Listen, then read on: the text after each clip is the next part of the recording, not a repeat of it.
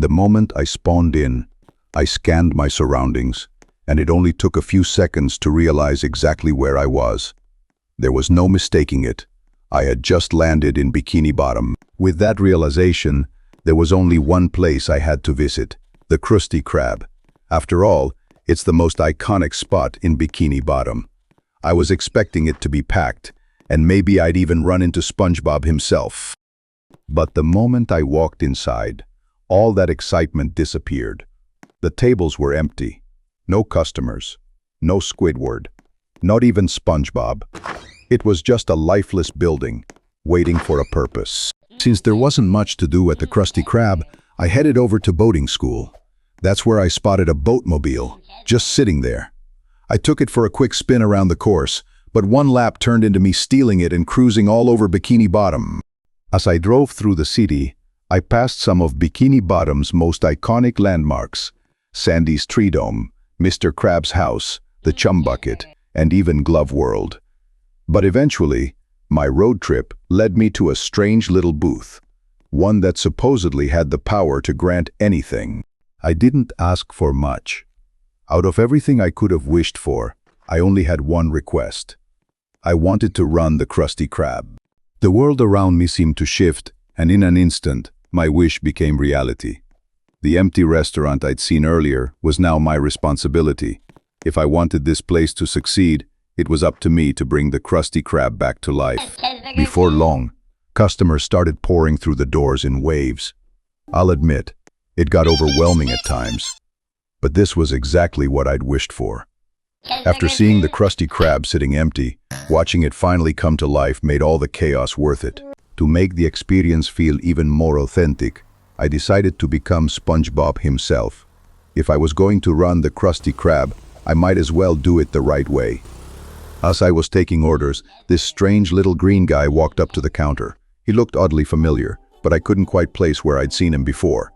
He ordered a Krabby Patty like any other customer, and I figured he'd be on his way, until it suddenly clicked. It was Plankton. And without even realizing it, I just handed him everything he needed to steal the Krabby Patty formula. So I did what had to be done. Did I enjoy it? Not even a little. But if I wanted to protect the Krabby Patty formula, there was no other choice. For the rest of the day, everything was running smoothly, until one customer named Ryan walked in. At first, he seemed like any other customer. He ordered a Krabby Patty, took his food, and started to leave. But there was one problem. He never paid. At first, I figured it was an honest mistake. The longer I watched him, though, the more I realized this wasn't an accident. Ryan had no intention of paying at all. When I asked him to pay, he didn't just refuse. He started threatening me.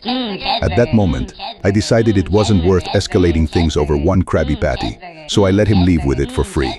But deep down, I knew one thing for sure. I wasn't about to let that slide. I finished serving the rest of my customers and closed up the Krusty Krab for the day. But while everyone else was heading home, my mind was focused on one thing: how I was going to get my revenge. Eventually, I cooled off and decided to handle things the right way. I went to Ryan's office, hoping we could settle everything with a simple conversation. All I asked was that he start paying for his food like everyone else.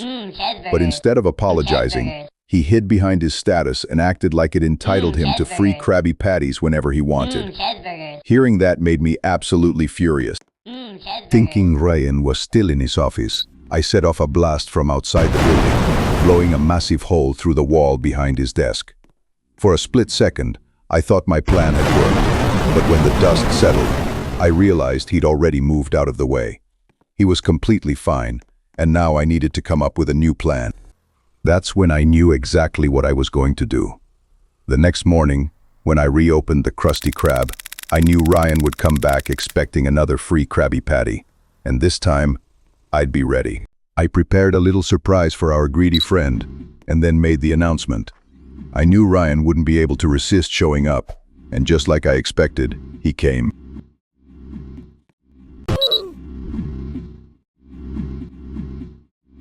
And just like that, Ryan was no longer a problem, but I knew there was a price to pay. After everything that happened, it wouldn't be long before the law came looking for me. so I had no choice but to disappear. I spent some time hiding out at the lagoon, trying to convince myself that maybe everything would blow over and I wouldn't get caught. For a little while, it almost felt like I was in the clear, until the news started spreading. A bounty was placed on my head, and suddenly nowhere in Bikini Bottom felt safe anymore. I knew it was only a matter of time before they found me. So instead of running forever, I decided to spend whatever time I had left at the Krusty Krab, the place where this entire journey began. Eventually, the moment I was waiting for arrived. I heard footsteps approaching, followed by voices demanding that I show myself. I knew there was no more running, no more hiding. After everything that happened, it had finally come to an end. I entered Bikini Bottom wanting to bring a legend back to life, but somewhere along the way, I forgot that the greatest victories aren't won through revenge, but through the choices we make when things go wrong.